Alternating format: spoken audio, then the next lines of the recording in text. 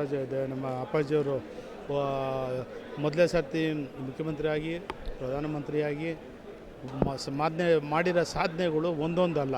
ಆ ಸಾಧನೆ ಯಾರೂ ಮಾಡಲಿಕ್ಕಾಗೋದು ಇಲ್ಲ. ಅದು ಪ್ರೈಮ್ ಮಿನಿಸ್ಟರ್ ಆದಮೇಲೆ ಅಪ್ಪಾಜಿಯವರು 100ಕ್ಕೆ 100% ನಮ್ಮ ಕರ್ನಾಟಕ ರಾಜ್ಯ, ನಮ್ಮ ಭಾರತ ದೇಶ ಒಂದು ಉತ್ತಮ ಸ್ಥಿತಿಗೆ ಬಂತು ಅಂತಂದರೆ ಅದು ಹೇಳಲಿಕ್ಕೆ ನಾವು ಆಗೋದಿಲ್ಲ. ಯಾರೂ ಊಹಿಸೋಕ್ಕಾಗದಲ್ಲೇ ಇರೋಂಥ ಒಳ್ಳೊಳ್ಳೆ ಕಾರ್ಯಗಳು, ಸಮುದ್ರದ್ದು ಇರ್ಬೋದು, ನದಿಗಳಿರ್ಬೋದು, ಅಣೆಕಟ್ಟಿಂದ ಇರ್ಬೋದು, ನಮಗೆ ಇದೇ ಥರದಲ್ಲಿ ನಮಗೆ ಏನು ಇವಾಗ ಟ್ರೈನ್ಗಳು ಹಾಕಿದ್ದಾರೆ, ಎಲ್ಲ ಒಂದೊಂದೆಲ್ಲ ಹೇಳಬೇಕು ಅಂದರೆ ಅವ್ರದ್ದು ಅಂಥ ಸಾಧನೆ ಇತಿಹಾಸ ಮಾಡಿದ್ದಾರೆ. ಅದು ಕರ್ನಾಟಕ ಇದಕ್ಕೆ ಕಾಶ್ಮೀರಕ್ಕೆ ಬುಲೆಟ್ ಪ್ರೂಫು ಡ್ರೆಸ್ಗಿಲ್ದಂಗೆ ಧೈರ್ಯವಾಗಿ ಒಂಟಿಯಾಗಿ ಹೋಗಿ ತಿರುಗಾಡ್ಕೊಂಬಂದು ಇದು ಮಾಡಿದ್ದಾರೆ.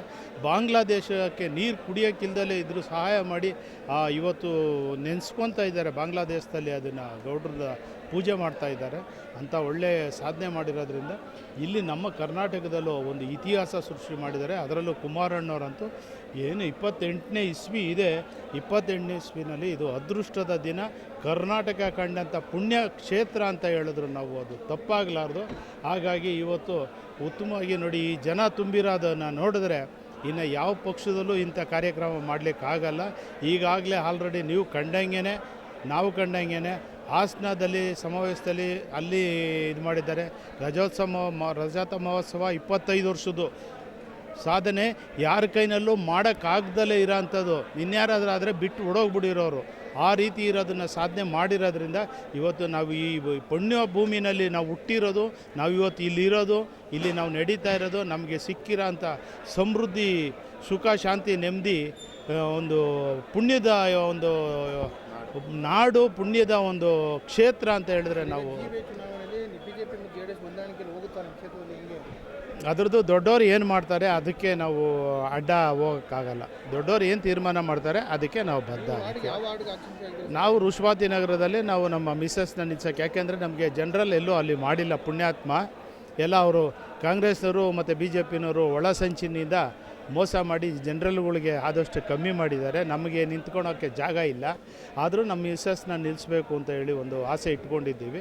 ಬಟ್ ಅವ್ರನ್ನ ಎಷ್ಟು ಒಡಂಬಡಿಕೆ ಆದರೆ ಕುಮಾರಣ್ಣವ್ರು ಏನು ಮಾತಾಡ್ತಾರೆ, ನಿಖಿಲ್ ಕುಮಾರಣ್ಣವ್ರು ಏನು ಮಾತಾಡ್ತಾರೆ, ಅವರು ಮಾತಾಡಿದ್ರ ಮೇಲೆ ನಮಗೆ ಎಷ್ಟು ವಾರ್ಡ್ಗಳು ಬಿಟ್ಟುಕೊಡ್ತಾರೆ ಅನ್ನೋದು ಒಂದು ಪುಣ್ಯ. ನಮಗೆ 12ಕ್ಕೆ 12 ಬಿಟ್ಟುಕೊಟ್ರು ನಮ್ಮಲ್ಲಿ ಗೆದಿಯ ಅಂತ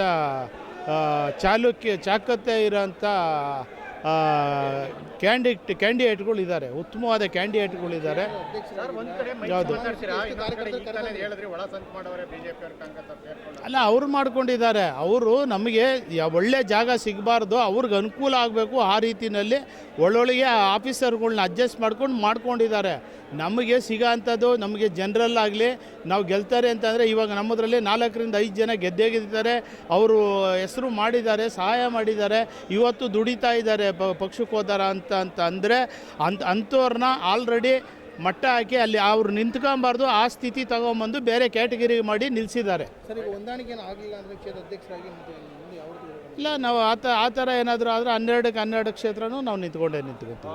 ನಾವು ದೊಡ್ಡವರು ಏನು ತೀರ್ಮಾನ ಮಾಡ್ತಾರೆ ಅದಕ್ಕೆ ನಾವು ತಲೆ ಬಾಗ್ತೀವಿ. ನಮ್ಮದ್ರಲ್ಲಿ ಇವತ್ತು ನಾವು ನೋಡಬೇಕು ಅಂದರೆ ಒಂದು ಕಮ್ಮಿ ಅಂತ ಅಂದರೆ ಒಂದು 4ರಿಂದ 4,500 ಜನ ನಮ್ಮ ಕ್ಷೇತ್ರದಿಂದ ಬಂದಿದ್ದಾರೆ.